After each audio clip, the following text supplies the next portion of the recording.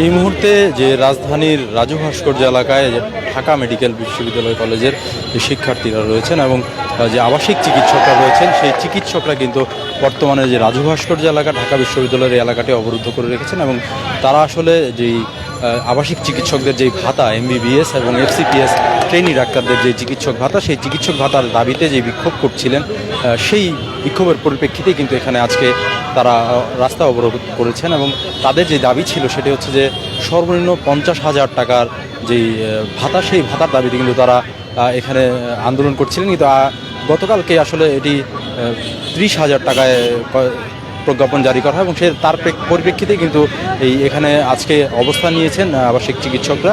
MBBS এবং FCPS এর যে ট্রেনি চিকিৎসকরা রয়েছেন তারাই মূলত আজকে এখানে অবস্থান নিয়েছেন এবং তারা কিন্তু আসলে হাসপাতালের যে কর্মবিরতি সেটি কিন্তু দিয়ে এখানে অবস্থান নিয়েছেন।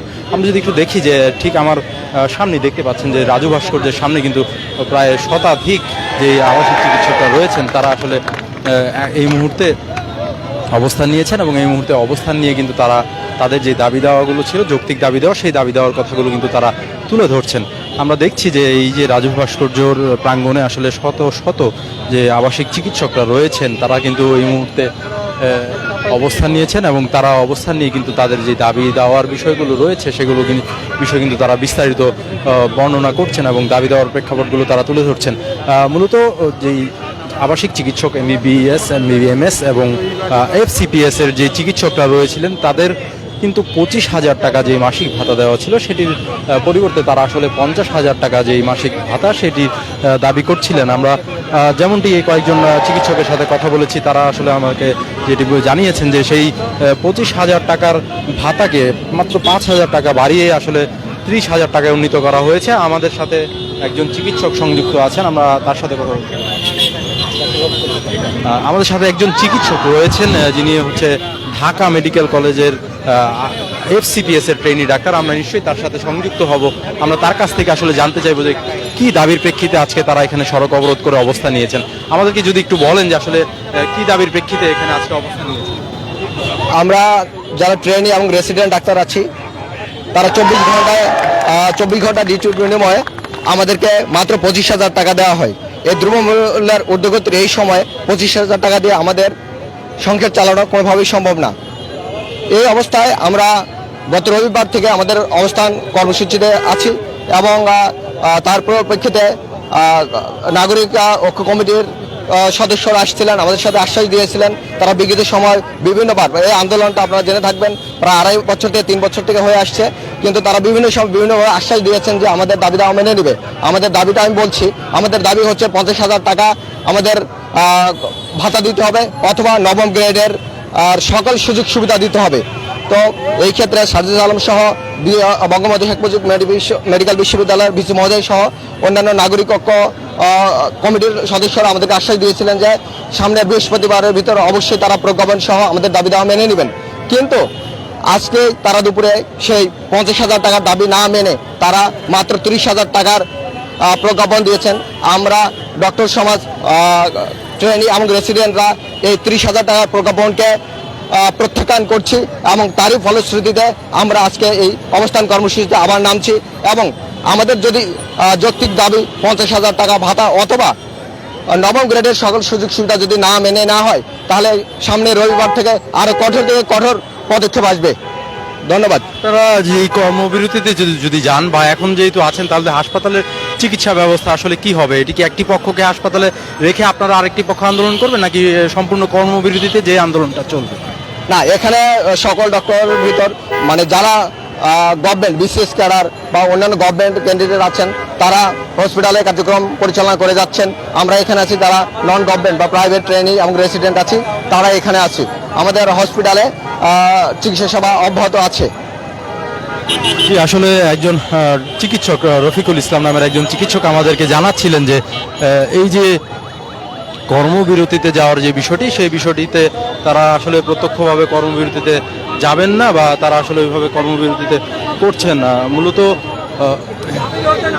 যেই আবাসিক চিকিৎসকরা রয়েছেন তারা কিন্তু আসলে এখানে যেই তাদের ভাতা উন্নীতকরণের যে দাবি সেই দাবির পরিপ্রেক্ষিতে তারা এখানে অবস্থান নিয়েছেন। তারা তাদের যে যৌক্তিক দাবি দেওয়াগুলো তারা আসলে তুলে ধরছেন, যে তারা যে বিষয়গুলো বলছিলেন যে আসলে 24 ঘন্টা তারা কাজে থাকেন এবং সেই কাজে থাকার যে পারিশ্রমিক সেটি আসলে 25,000 টাকা খুবই কম। সেই দাবির পরিপ্রেক্ষিতে কিন্তু তারা আসলে 50,000 টাকা দাবি করছিলেন, যে তাদের যে মাসিক ভাতা সেটি 50,000 টাকায় যেন উন্নতি করা হয়। তো সেই দাবির পরিপ্রেক্ষিতে আজকে যেই ঢাকা মেডিকেল কলেজের যে ভিসি মহোদয় রয়েছেন, উপাচার্য মহোদয় রয়েছেন, তারা সংশ্লিষ্ট সকলের সাথে কথা বলে আসলে সেটিকে 30,000 টাকায় উন্নীত করে প্রজ্ঞাপন জারি করেছে এবং সেই প্রজ্ঞাপনের পরিপ্রেক্ষিতে আসলে তারা এখানে অবস্থান নিয়েছেন। তারা তাদের আন্দোলন সংগ্রামগুলো চালিয়ে যাচ্ছেন, তাদের দাবিগুলো জানিয়ে যাচ্ছেন। আমরা নিশ্চয়ই জানতে চাইবো আসলে তিনি আসলে কি দাবি করতে চান, তারা আসলে কি বলতে চান। নাগরিক কমিটির প্রধান সাজিদ আলম আমাদেরকে কথা দিয়েছিল বৃহস্পতিবার বিকাল 5টার মধ্যে আমাদেরকে একটি নিশ্চিত করে প্রজ্ঞাপন দেওয়া হবে, না হয় নাগরিক কমিটি আমাদের সাথে আমাদের এই কর্মসূচিতে যোগদান করবে। তারই সম্মানার্থে আমরা এখনো কোনো বড় কর্মসূচি দিচ্ছি না, কিন্তু এই বৃহস্পতিবারের মধ্যে যদি আমাদের দাবি মেনে নেওয়া না হয়, এই 30,000 টাকার প্রহসনমূলক প্রজ্ঞাপন যদি তুলে নেওয়া না হয়, আমাদের সাথে যদি প্রতারণা করা হয়, তাহলে নামের বাঁচে ডাক্তার আছে এমন কেউ বাসায় বসে থাকবে না। ইন্টার্নরা সকলেই আমাদের সাথে যোগদান করার কথা ছিল।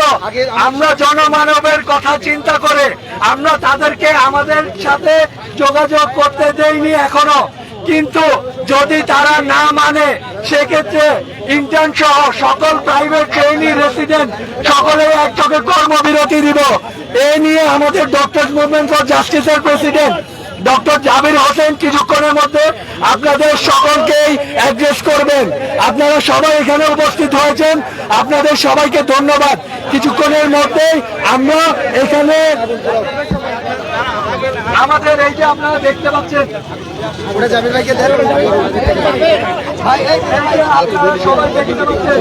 আমাদেরকে একটি প্রহসনমূলক প্রজ্ঞাপন ছাপানো হয়েছে।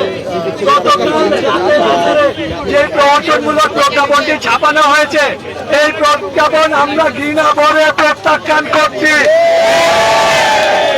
এখানে সকল প্রাইভেট ট্রেনি রেসিডেন্টের পক্ষ থেকে, ডক্টর মুভমেন্ট ফর জাস্টিসের পক্ষ থেকে আমরা সবাই সকল প্রাইভেট ট্রেনি এবং রেসিডেন্টদেরকে একাত্মতা ঘোষণা করছি। এবং আমাদের প্রেসিডেন্ট আমাদের মাঝে এসে উপস্থিত হয়েছেন এবং তার কথা আমরা শুনবো এখন।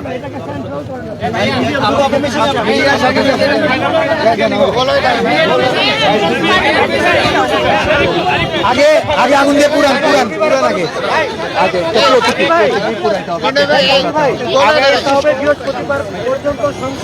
আমার দেশের জার্নালিস্ট রবিবার কর্মসূচি রবিবার কর্মসূচি হবে।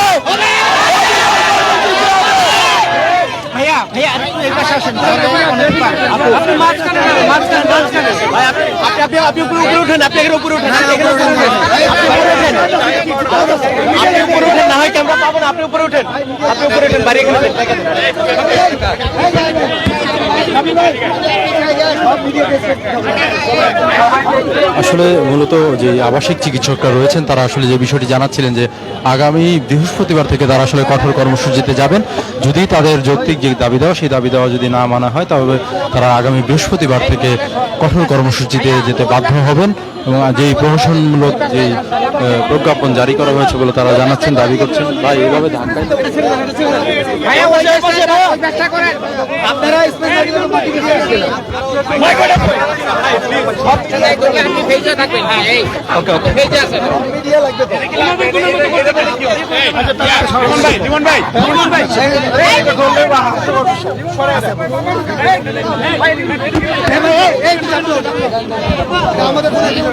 পিছনে যাবেন, একটু পিছনে যাবেন, সবাই সিঁড়ি করে উপরে উঠেন ভাইয়া।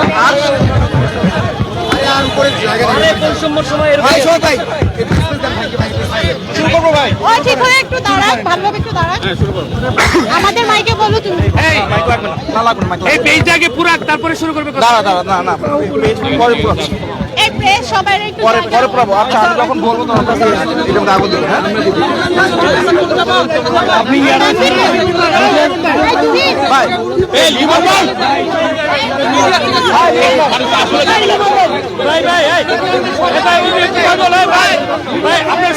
ভাই উনি একটু পাগল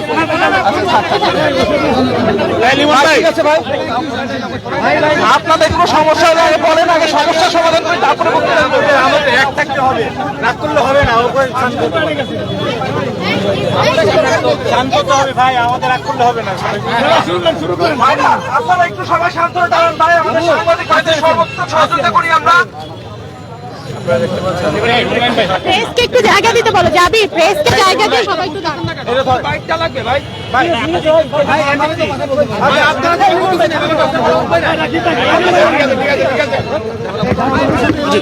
আসসালামু আলাইকুম।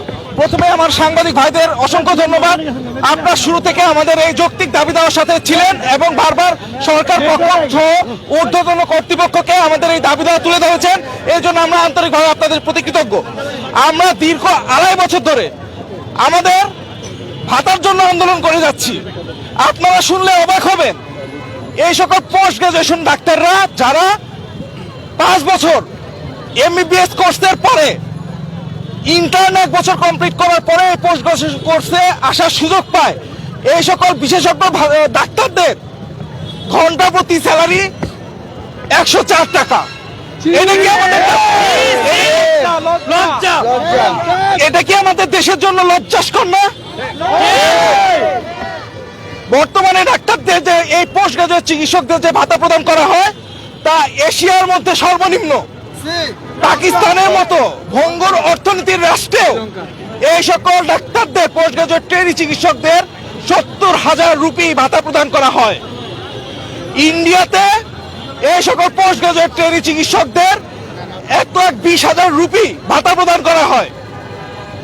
আমরা চাই ভালো ডাক্তার, কিন্তু ভালো ডাক্তার তৈরিতে আমরা বিনিয়োগ করি না। এই সকল পোস্ট গ্রাজুয়েট ট্রেনি চিকিৎসকরা যারা 5 বছর পর বিশেষজ্ঞ ডাক্তার হবেন এবং যারা এই রাষ্ট্রের চিকিৎসা ব্যবস্থার মূল কাণ্ডারি হয়ে দাঁড়াবেন, সেই সকল ডাক্তারদের তৈরিতে আমাদের দেশে বিনিয়োগ করা হয় না। ঠিক এবং মানসম্মত জীবনযাপন তারা করতে পারছে না। তারা এই 25,000 টাকায় ঢাকা শহরে কি চলা সম্ভব? আপনারা বলেন। এই নিয়ে আমরা দীর্ঘ 2 বছর ধরে আন্দোলন করে যাচ্ছি। প্রতিবার আমরা রাস্তায় নামলে কিছু কাজ আগায়, আবার রাস্তা থেকে উঠে গেলে কিছু কাজ আবার কাজ থেমে যায়। এরই ধারাবাহিকতায় আমরা বিগত রবিবার, এর আগের রবিবার দিন রাস্তায় নামি আমরা শাহবাগ অবরোধ করি। আমাদের কথা দেওয়া হয় আমাদের ভাতা 9ম গ্রেড সাথে সকল প্রকার সুযোগ সুবিধা প্রদান করা হবে এবং তা জানুয়ারি মাস থেকে কার্যকর করা হবে। আমাদের এই আশ্বাস প্রদান করেন নাগরিক কমিটি থেকে। আমাদের এই আশ্বাস দেওয়া হয়, আমাদের স্বাস্থ্য উপদেষ্টার প্রধান সহকারী স্থান আমাদের আশ্বাস প্রদান করেন। একই সাথে ডিজি হেলথ, ডিজি শিক্ষা সচিব সকল স্যার ম্যাডাম আমাদের এই আশ্বাস প্রদান করেন এবং এই আশ্বাসের পরিপ্রেক্ষিতে আমরা রাজপথ ছাড়ি, আমরা কর্মবিরতিতে কন্টিনিউ করি। কিন্তু আজ দুঃখের বিষয়, নতুন প্রজ্ঞাপন এসেছে, তারা তাদের কথা রাখে নাই। তারা আবারও স্বৈরাচারের মতো আচরণ শুরু করেছে। 2024 সালে এসে আমরা কোন স্বৈরাচারী সিদ্ধান্ত মানি না। এই হঠকারী প্রজ্ঞাপন আমরা সকল জুনিয়র চিকিৎসক সমাজ প্রত্যাখ্যান করলাম।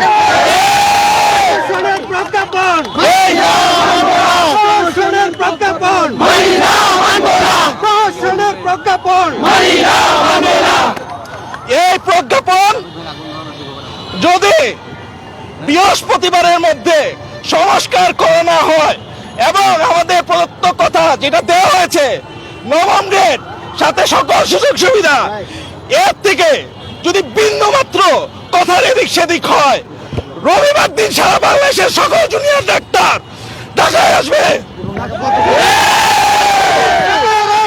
রবিবার দিন সকল কর্মচারী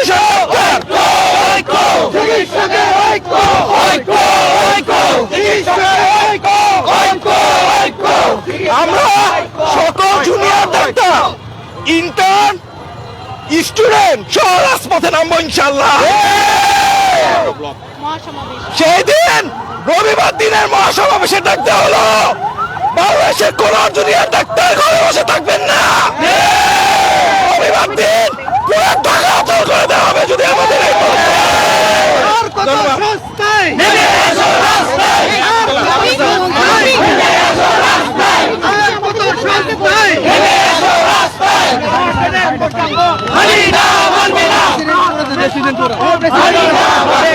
চব্বিশের দালালেরা চব্বিশের দালালেরা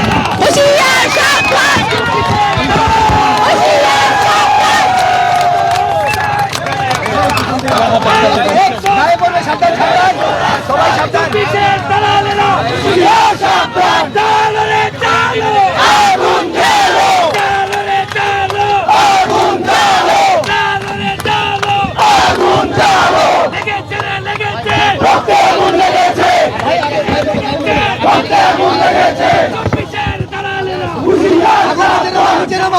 চালো আগুন জ্বালো চালো রে চালো আগুন জ্বালো চালো রে চালো আগুন জ্বালো রোববারে কি শুধু অবস্থান কর্মসূচি না কর্মবিরতি?